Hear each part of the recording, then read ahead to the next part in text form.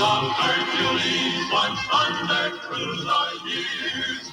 These men of steel could never feel the curse of a coward's fear. Welcome back, my fellow agents. It is I, your ambassador of awesome X7, and your master of Muscle Man movies, as well as these books that I'm about to review. Yes, it is a book review day. It is Wednesday, so it is the both of the books that had a huge impact on me growing up, written by the Dallaires. That was a husband and wife team. That Ingrid and Edgar Dallaire. Now I'm guessing at the name. I heard like four different pronunciations, and I didn't like any of them. They were from the United States, but they were of German descent. So we got two books here that I read to should have appropriated. I mean, borrowed them permanently from my grade school library. But we'll get into them. The first, we're going to go Greek first because I no, well, we'll go Greek first because that's just how it they went it out. So there's my beloved Athena. Okay, so having said that, please like, share, subscribe, vote in the poll. No, there won't be a poll, but leave a comment. And if you want to be notified of new content every day, please hit the subscription bell.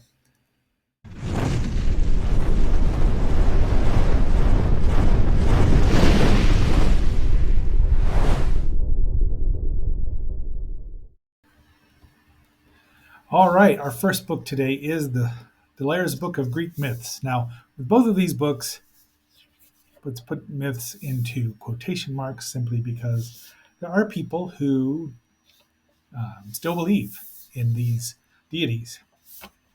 So we're just going to leave that right there for the moment. But this book was first published. Here's the back of it. Some of the muses, I would assume, or girls dancing with Dionysus. They use all the Greek names, including Heracles instead of Hercules, because that is, of course, his Greek name, and Hercules is the Roman name, though most of the times it's used interchangeably anymore. 1962, the book is a lot old. This book copy was originally published in 2017, so it's a newer one. It's even newer than the Norse book. However, so it starts out with the creation of the world, Cronus, and okay, so we're back again. I don't know what just happened there, technical difficulties, but it's gorgeously illustrated. This doesn't look like, it's just very wonderful illustrations. As a kid, because of the way I came about to them, I did not care for them as much, but now I really do. So it goes through Gaia and Uranus, and then Kronos and his wives and children, the Titans, the real Titans, and then it goes into Zeus and his family, the Olympians, and that's who they dwell on the most there. So mostly we're just going to look at some of these. Like here is my Athena being born because he's swallowed her. Once again, Zeus was a philanderer and possibly not well, seduced women against their will, but there's not a lot of happy stories in Greek melodrama, are there? But here's Athena being born out of his skull. Athena is the first goddess that I knew about, Greek one, and had a cat, a nice gray cat, the furry ones. I named her Athena because she had the gray hair and the gray and white and gray eyes, and Athena's the thunderer. She's the goddess of wisdom and war, and also had Athens named after her after she beat Poseidon in a contest to who got the rights to name of it, because to name the city. Poseidon gave them a well. Unfortunately, it sprung salt water, and Athena gave them the olive, which was very, very, very useful. Otherwise, we go to Hades and Persephone. Now, Hades is sometimes called Pluto, which was his Roman name, and Hades, the place you go to Hades. But Hades was his original name, and Persephone was his wife, who he kidnapped and just went on about his business. I just really love these. There's Dionysus, and then we get on to the other ones here. And I read this book a lot. We had both of them in the library, and I found them because I was started reading Thor, the Marvel Thor. And much to my surprise, none of them look like the comic books. None of them look like their counterparts, except maybe Odin. Zeus did too, as well. He was, a thunder god. Here's Helios, the god of the sun, also known as Phaeton. Phaeton. No, that's his son. Anyway, Diana, Artemis is the goddess of the moon and the hunt, but later on became known as Diana. So, yeah, Zeus got in a lot of trouble with his philandering, and I'm being polite there. So, what do we have here? The story of Perseus. And that's how right out. I mean, the movie's pretty true to it, except that they pronounce it Athene instead of Athena. Except that after he cuts off her head, uh, Pegasus springs out of it. He's got winged sandals from Mercury, the messenger god. There's Stone Man. Still got his shield, his sword. He doesn't lose all of them. I don't know who these people are supposed to be. And there he fights something that doesn't look a bit like the Kraken. And we really doubt that Andromeda was a blonde. She was more than likely had very dark skin, and not blonde haired and blue eyed. I should have found Jason and the Argonauts here, but that's all right. More Hercules fighting the Nemean lion. And Jason happened after that because you go through the 12 labors, or at least 4 or 5 of them. And when he gets killed because he poisons himself, well, his wife sort of does. Theseus and the Minotaur, Icarus, and trying to find if we can see. There's Oedipus. We just know he loved his mother. Thank you, Tom Ware. The Golden Fleece. Jason and the Golden Fleece. Yeah, sorry that tilted too much there. So here's where you find the story of Jason and the Argonauts and how the movie takes several liberties. Otherwise, it would have been even longer. But of course, it didn't have. The movie I'm talking about right. Yes, the 1961, 63. Boy, I'm going to get in trouble for that one. The Ray Harryhausen, Charles Schneer version. The Sons of the Wind fighting off the Harpies. Maybe later on. The Golden Fleece and the Dragon, not the Hydra. The Hydra was one of Hercules' 12 labors. But it's really, look at these. I love the color illustrations and everything. And it just kind of ends. They talk about the constellations, and there's a picture of the writers, the creators, and then the book ends. So that's that. Now, I know it didn't, this last bit was, well, anyway, I don't know what's going on with Clipchamp. I'm blaming them. It seems like anytime I touch the keyboard, it turns itself off. But there's our first book, and we will be right back.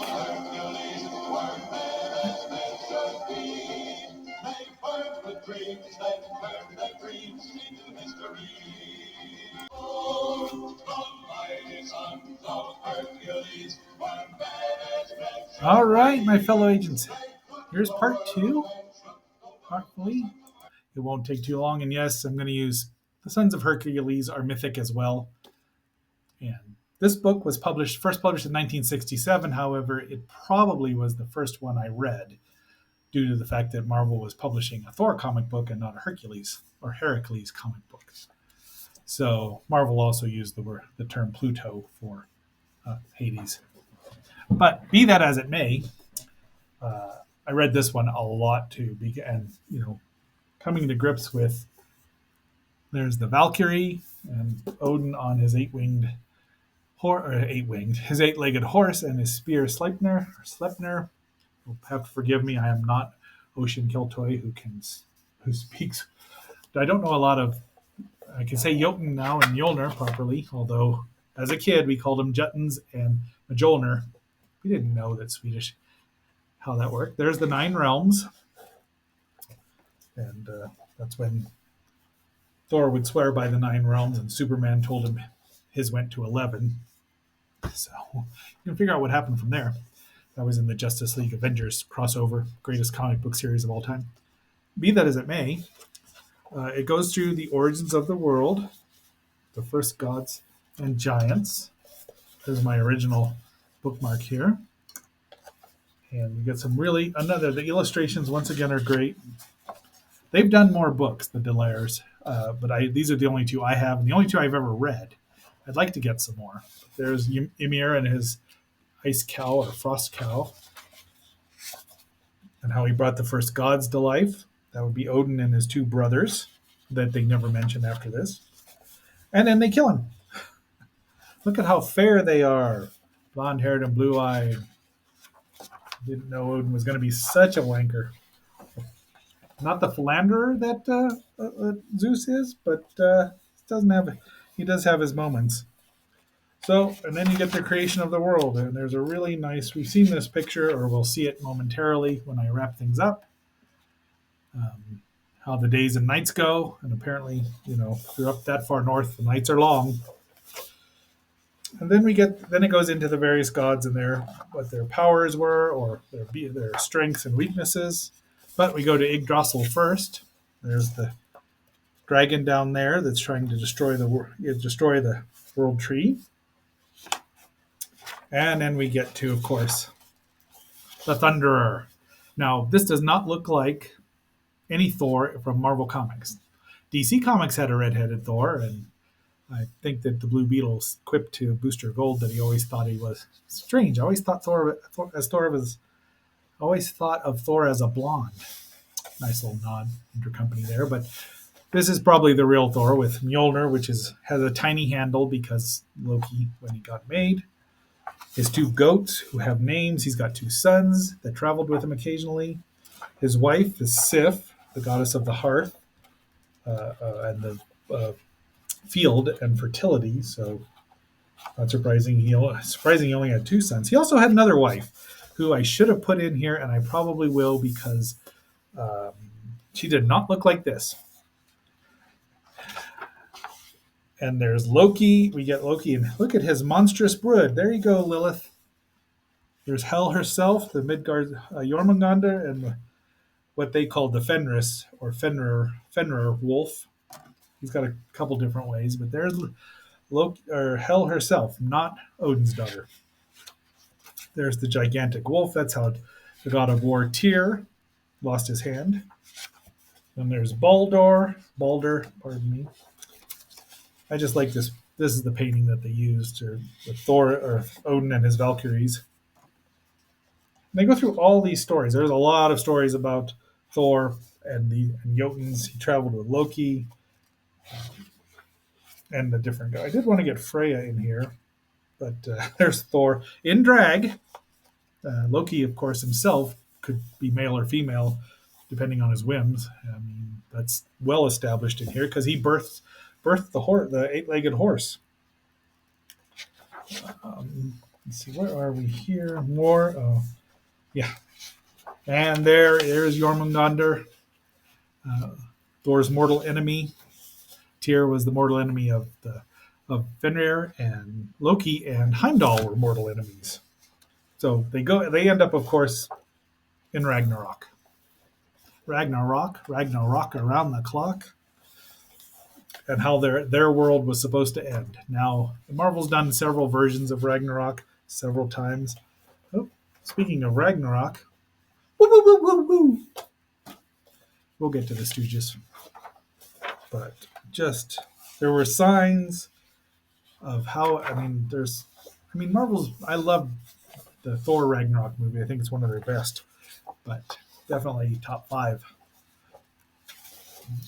But they go through all of it here. There's Thor meets his end and both of them meet their ends. That's Tyr riding down the gullet of the Fenrir wolf, and Thor battling Jormungandr, who he slays but dies poisoned. Finally, they're all dead. Everyone is dead. DED, dead. Dead, dead, dead. And the wolf that's been pursuing the sun and moon swallows it. But there's a new day. Now remember, all the Eddas and prose were written by Christians. So, of course, they were going to kill all the gods off. But then they go, oh, they forgot, where was it? The two new humans. Did I miss that page? There they Well, I thought there was one. Here's the back. Yeah, we looked at the back of the book. I'm going to do a quick look through here and see if I can find Ask and Embla, or whatever their names were. Give me a moment here. While I'm looking, you can discuss the Duran Duran is neither a Duran nor a Duran. There are the new humans who don't forsake the old gods, but some of us don't. I am fond of Freya as well, because she's her.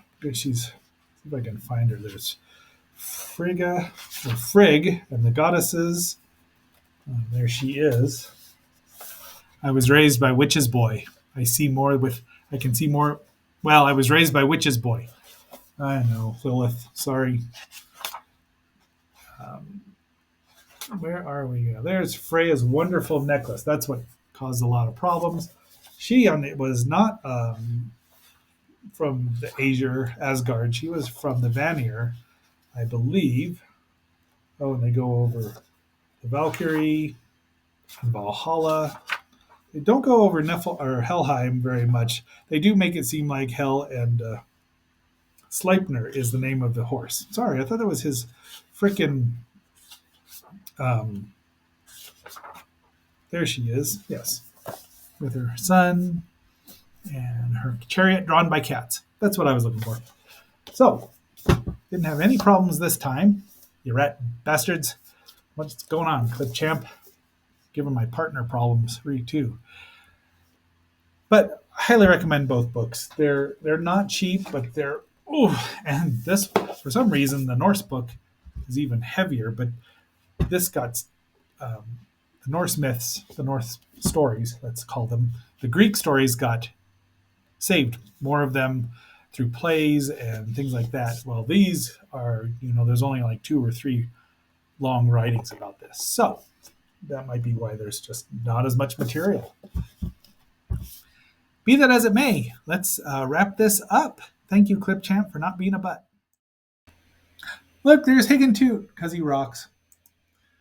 Be that as it may, let's get through here. There's the book cover. So I just had a couple pictures here so you can see them a little better. Isn't that beautiful?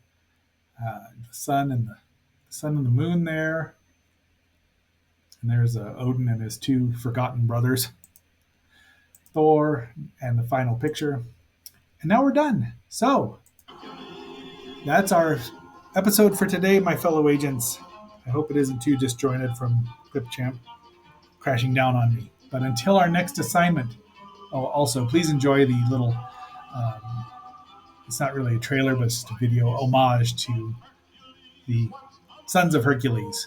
And Perseus was considered one of them. Go figure. Be that as it may, until our next assignment, this is X7, signing off.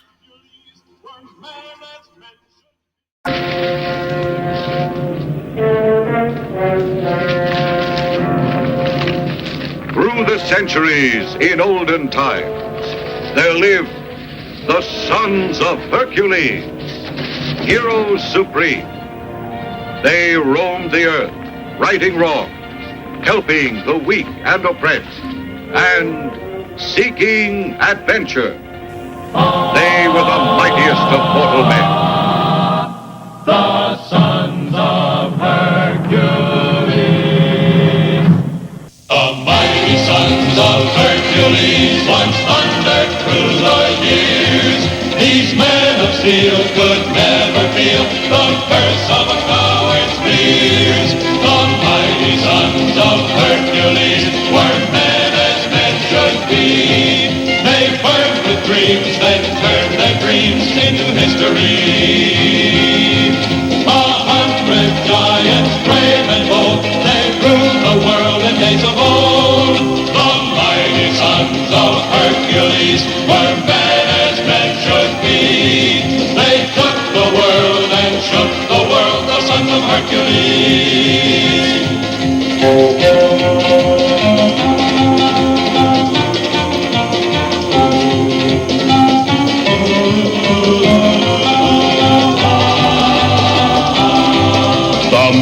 mighty sons of Hercules once thundered through the years. These men of steel could never feel the curse of a coward's fears. The mighty sons of Hercules were men as men should be. They burned with dreams, then turned their dreams into history.